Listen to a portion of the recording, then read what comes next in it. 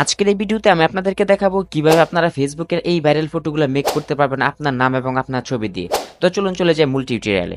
তো প্রথমে আপনাকে চলে আসতে হবে যে কোনো একটি ব্রাউজার এবং লিখে সার্চ করতে হবে বিং ইমেজ ক্রিয়েটর। তারপরে প্রথম যে ওয়েবসাইটটা পেয়ে যাবেন এই ওয়েবসাইটের উপরে ক্লিক করে দিবেন।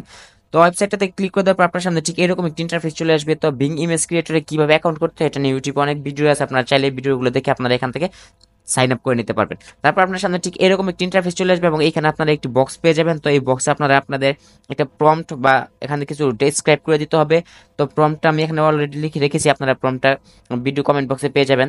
তো এখানে দেখতে পাচ্ছেন আমরা ইনস্টাগ্রাম প্রোফাইলের কথা লিখে রেখেছি, আপনাদের এখানে খেয়াল করে দেবেন যে এখানে আমরা লিখেছি ইনস্টাগ্রাম, তারপরে এইবার নিচের দিকে এখানেও একটা লেখা আছে ইনস্টাগ্রাম এবং এইখানে লেখা আছে ইনস্টাগ্রাম। তো এখানে আমরা 3বার ইনস্টাগ্রাম লিখেছি এবং ইনস্টাগ্রামের যে কালারটা দেওয়া আছে ম্যাজেন্টা কালার, আমরা এই কালারটা এখানে লিখে দিলাম। তারপর এখান থেকে ক্রিয়েটিভ অপশনে ক্লিক করব। তো ক্রিয়েট অপশনে ক্লিক করে দেওয়ার পর আমরা এখানে কিছুক্ষণ সময় ওয়েট করব।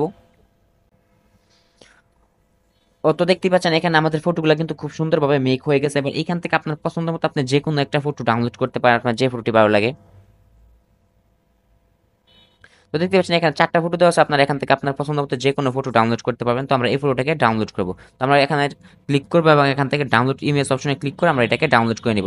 তো একইভাবে কিন্তু আপনার যদি ফেসবুকে প্রোফাইল মেক করতে চান তাহলে এখান থেকে আপনারা জাস্ট ইনস্টাগ্রামটাকে চেঞ্জ করে ফেসবুক প্রোফাইল লিখে দেবেন এবং এখান থেকে আপনারা কালারটা শুধু ফেসবুকের কালারটা ব্লু, তো আপনার ব্লু কালার লিখে দেবেন। যে এই যে এখানে দেখুন আমরা ম্যাজেন্টা কালার দিয়ে রেখেছি, এখানে আপনারা ব্লু কালার দিয়ে দিবেন।